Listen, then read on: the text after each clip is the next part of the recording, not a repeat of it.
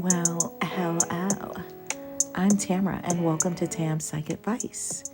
So today I want to challenge you. I want to challenge you to disagree with what I'm saying. If you agree with what I'm saying, that's great. But I want you to honestly consider, does this apply? If you're an ENFJ, does it apply to you? What happens when an ENFJ fails to make connections with someone?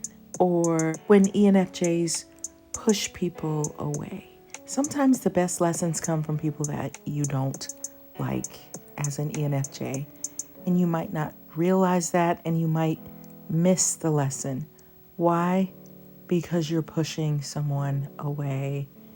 If there's someone that an ENFJ just feels is kind of like, they're just not really interested, but then there are people that they really don't like. What does an ENFJ do? An ENFJ probably smiles and is usually friendly, but there's a plasticness to it because they're in their mind, they want to get away from the person as quickly as possible. If they're forced to be around the person for a long period of time, it's going to be uncomfortable, and they just have this strong need to get away. They don't want to connect.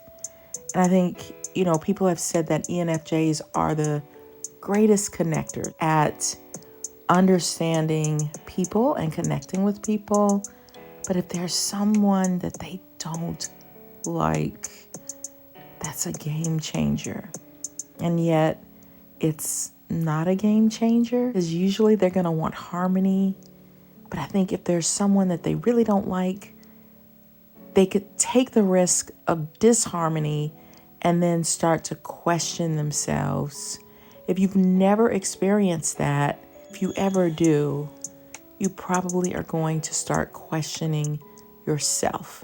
And even if you're not entirely wrong about the person, there's a great lesson in there if you can withstand it, if you can push past it, if you can get in there and move with it, flow with it, or if you're forced into it, you might crash at some point and feel like, I can't do this. I can't take this anymore. But what is there to gain? You'll probably discover some things about yourself that you don't like, that you want to get away from. Because you're so people skilled, that might be an incredibly difficult lesson for you to learn. You may not want to learn that lesson, that there's something about you that's wrong, that you could do better, that you could handle a situation with someone that you strongly dislike. You could handle it differently than you want to because your knee-jerk reaction is to get away from that person because you can feel people's energy very strongly. And some people's energy fields are not very good. They're toxic. And so you may be tempted to handle them with disdain, disregard, inward disrespect, internal disrespect. Instead of, okay, maybe outwardly you go along with it because you want harmony, you don't want conflict, but you have moments where you feel like, I am about to go off. And if you do let them have it, then you're going to have to deal with yourself again because you're not going to you may not like the way it feels, but then there are some situations where you will like the way it feels maybe a few days later. I stood up for myself. And then you might decide, let me make this person my friend just to keep the peace, just because I'm in survival mode and I have to be around this person. And then as soon as you don't have to be around them anymore, it's like, oh, good, you're done. But there are some people that are so triggering. What kind of people are these? Probably narcissistic people, borderlines, people that I've written about, too clingy. If you like the person and they're connecting with you, then that's okay. But when there's somebody that they're off-putting, they're difficult, they're mean to people, they're users, they're abusers, and yet they just are always trying to be around you, your natural instinct is going to be to push them away. It's like the ENFJ is a leader and a follower. So you're good at doing both, right? So let's say that you have to follow and you're following a train of thought that is so different from your own. It doesn't make logical sense to you. It's a waste of time. You see through this person or these people so strongly. You see their intentions. You see their motives. You know their motives aren't good. You know that their motives are self-interest, self-gain. They're needy. They want their needs met. And so they're manipulating situations. They're not really in it for the right reasons. They're in it because for self-satisfaction and gain. And for an ENFJ who's a humanitarian, they're not going to like that. And yet you find yourself having to deal with this annoying, difficult person who just won't stop coming towards you. It's like you're pushing them away. And what happens when anybody gets pushed away? Have you ever been rejected? You want to be accepted. You want them to like you. It's just kind of a human reaction. And so those people can feel you, especially if they're very needy, very sensitive, very difficult. They can feel you not liking them, I think. And some of them will come at you with more rudeness, more aggression, more game playing, more manipulative tactics that waste your time and energy because they're forcing you to give them attention. Sometimes if there's a really difficult kid that you have to be around, or if it's your own kid that's difficult or a relative, you want to push them away. You don't want to connect with them, but they just escalate and get worse. And so sometimes it helps to give in, give them some attention, give them what they're needing, sit down with them, read a book, pour into them some kind of way. I did a video called Trust Your Gut, even if it's wrong. You're probably right about what you're picking up on the person. You're probably correct if you think this person is manipulative, they're mean, they're difficult, all of that. Because sometimes people can trick you into believing something that they're not. You know, there are manipulative people in the world. And so I think it is important to trust your gut feeling and put some protective barriers up. But at the same time, I think you can change your relationship with that person if you change strategy. So I keep seeing pivot a lot lately. We're not that great at pivoting, especially when it's somebody that we dislike, which I did a video on ENFJs, and when they dislike someone, we can dig in really deep and grip really hard and stay in that lane of, I'm not bending, I'm not yielding, I don't like your energy, get away from me, I don't want to talk to you, I'm talking to you and I'm smiling, but I'm not letting you in, I'm not connecting with you. If you ever do decide to take the risk to connect with that person, it could be a game changer for you. It could change how you think and how you do things moving forward. And you might be surprised that you start to like the person. They almost force you to like them sometimes because they won't stop coming around. That's the amazing thing sometimes about people, is their tenacity. Like, if I know someone doesn't like me, ENFJs would be more likely to be really hurt, feel really rejected, but respect that person. We won't keep pursuing. Romance, that's a different thing. But other people won't. It's like they see it as a challenge. It's very draining to be forced into a connection that you don't want to make. But at the same time, there's a lesson in it.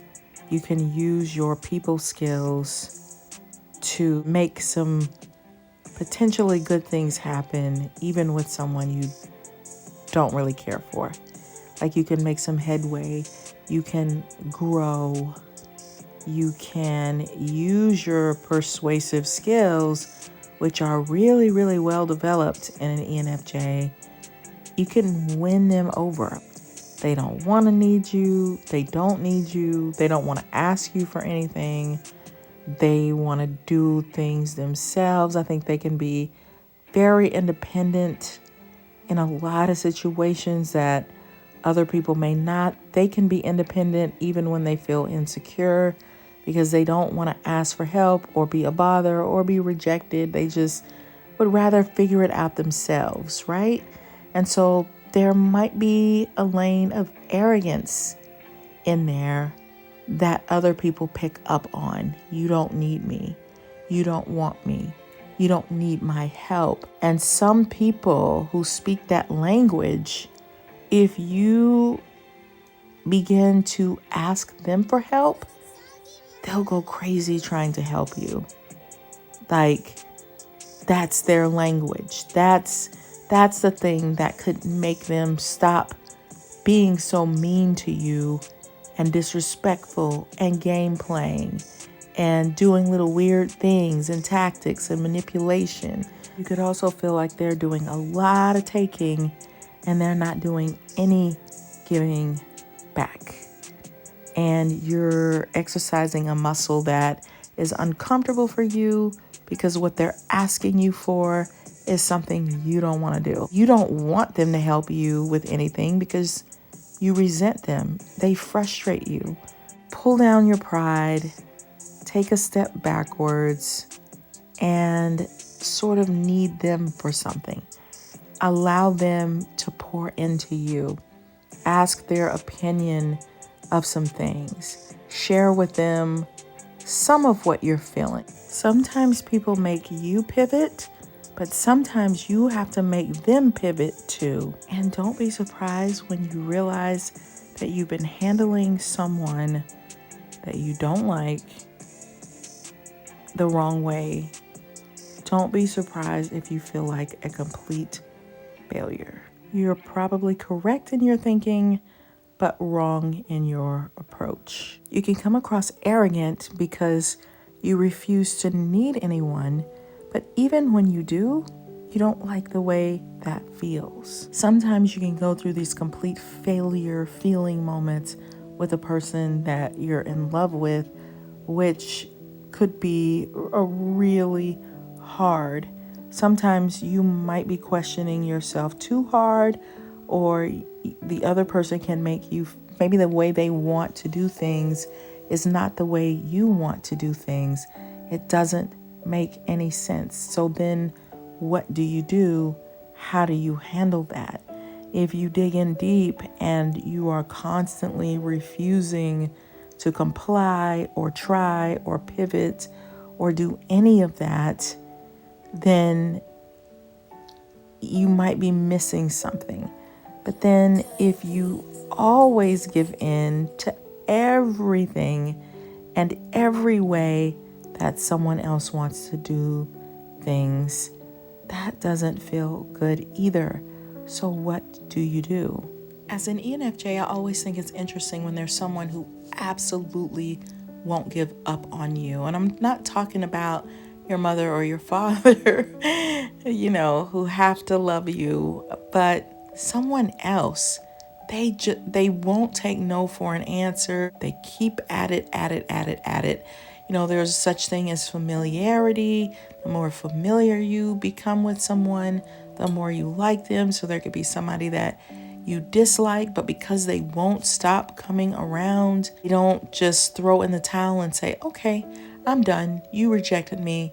They'll say, hey, I noticed you walked away. ENFJs have a certain skill with people, and then there's a certain skill that they lack. And that skill is lacking when there's someone that they dislike. Sometimes is you're reeling that person in because you're trying not to show them how you really feel. If there's somebody who wants to lead someone on, I think ENFJs can make the worst person that people... I'm not saying that they would never lead an ENFJ on, but I think even if an ENFJ wanted to be led on, it would be difficult to get the person to lead you on because ENFJs don't think that way. You don't have to believe anything I'm telling you. You believe what you believe. But I think ENFJs lack in skills when it comes to making someone like them.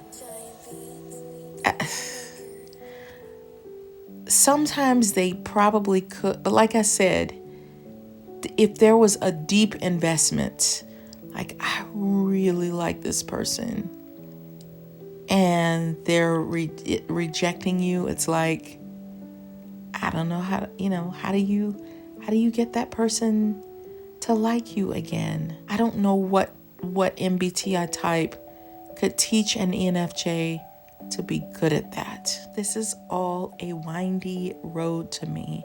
It's like you hit this roadblock and then you come up with something new because you can't escape. What happens when you can't escape? What do? You have to pivot. ENFJs are not that great at pivoting. If it's something that you're enjoying or you feel in control or life is going great, or you haven't been so worn down by so many different circumstances, and or you feel like you're at least getting to do some of what you believe in and how you want to do things and how you want to lead, even if you're not leading anyone but yourself, and then you have to do some pivots, okay.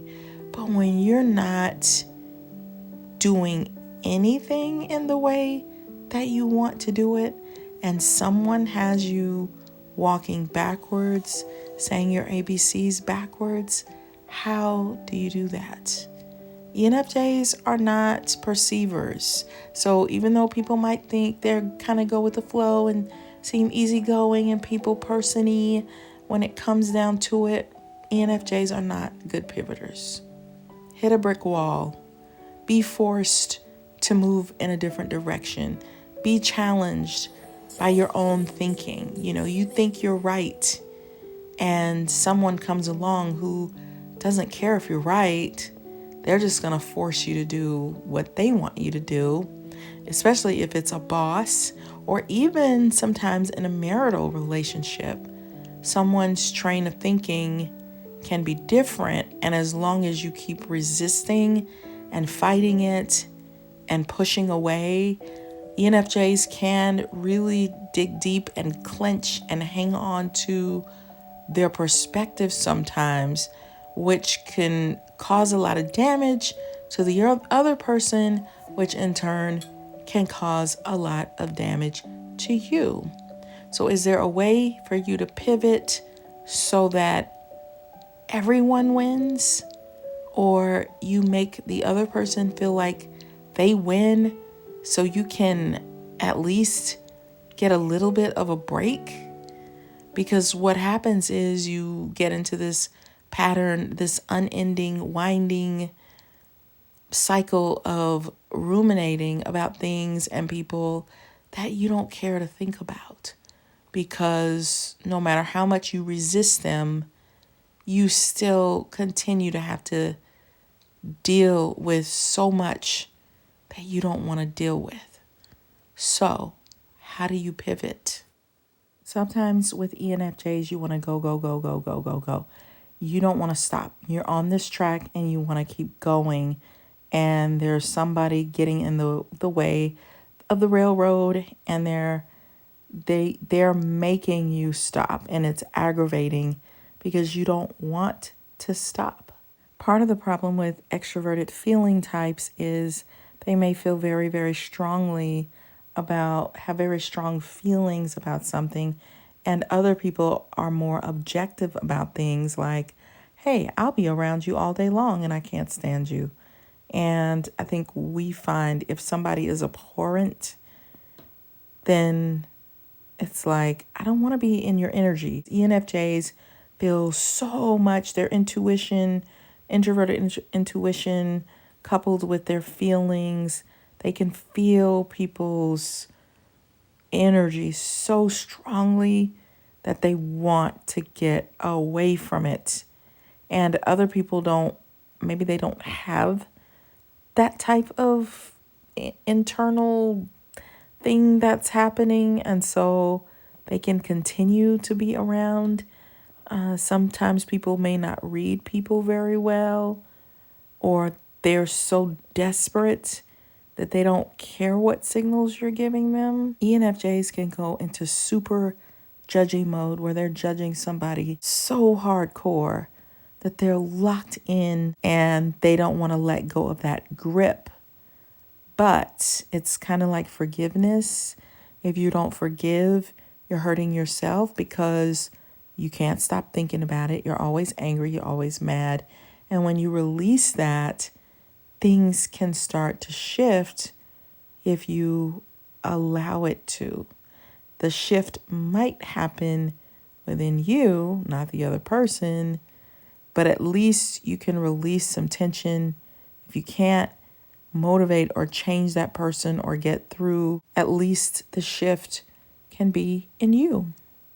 Maybe something that you're being asked to do you think is a complete waste of your time really isn't a complete waste of your time. There's something valuable in it if you're willing to push through the frustration and say, okay, I'm here. What do you want?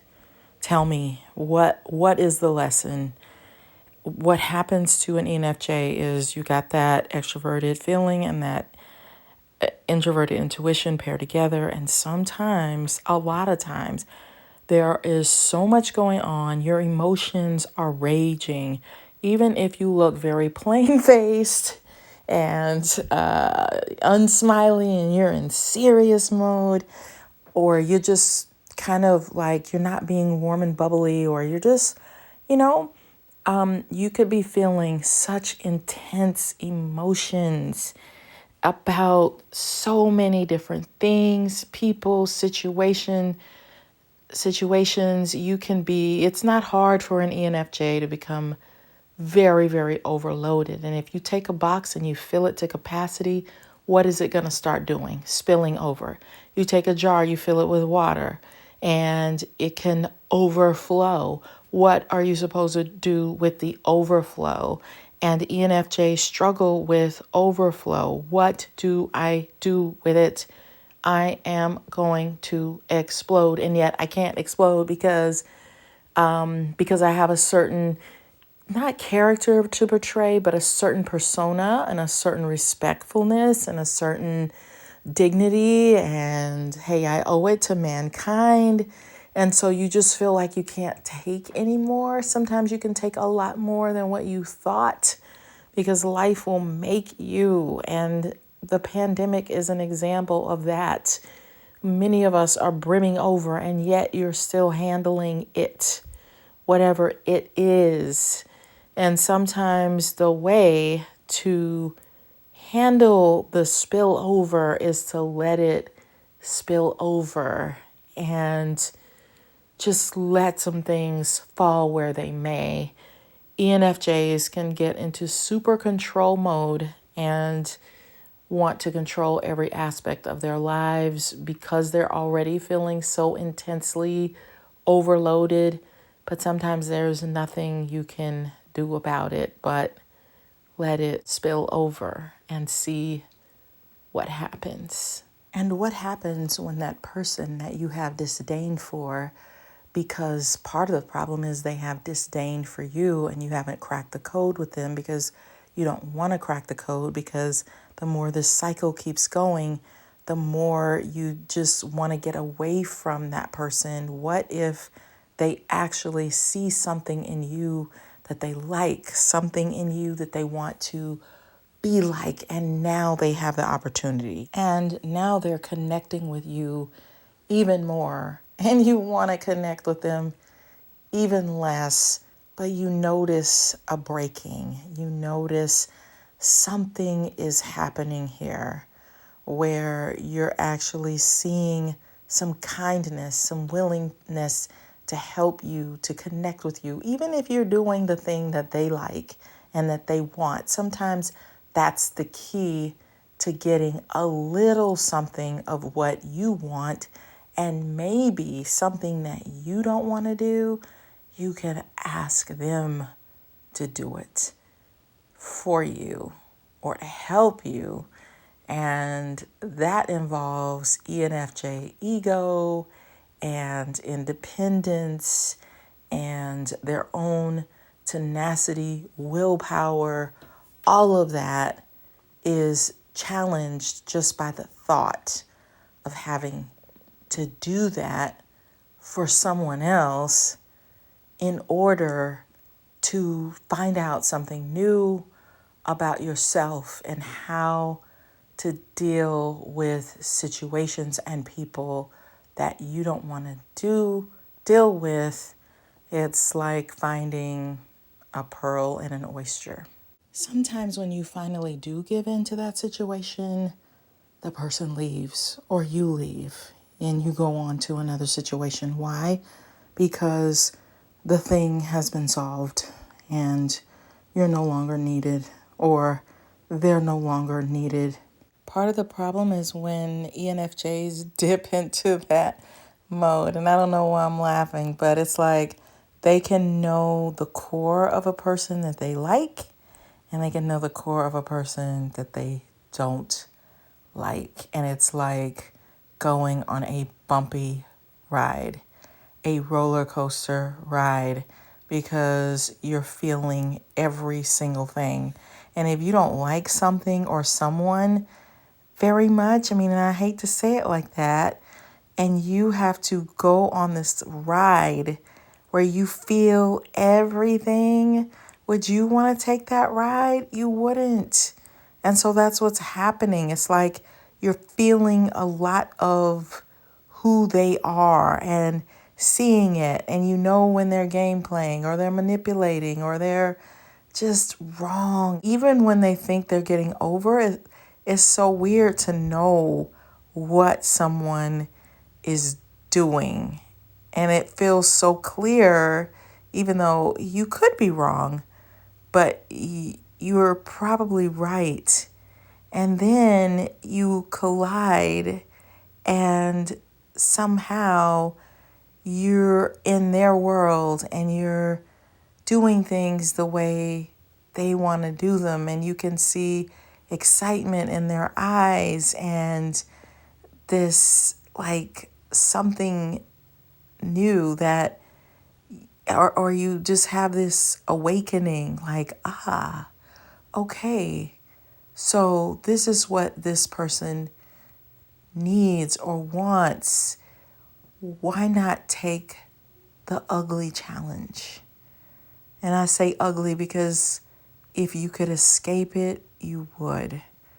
But sometimes in life, there's just these bumps in the road or people that seem to be hindering things or making them worse. Sometimes when you lean in, or, you can change the trajectory of their life. You can soften them, heighten them. You can use your ENFJ skills to help them become a better person.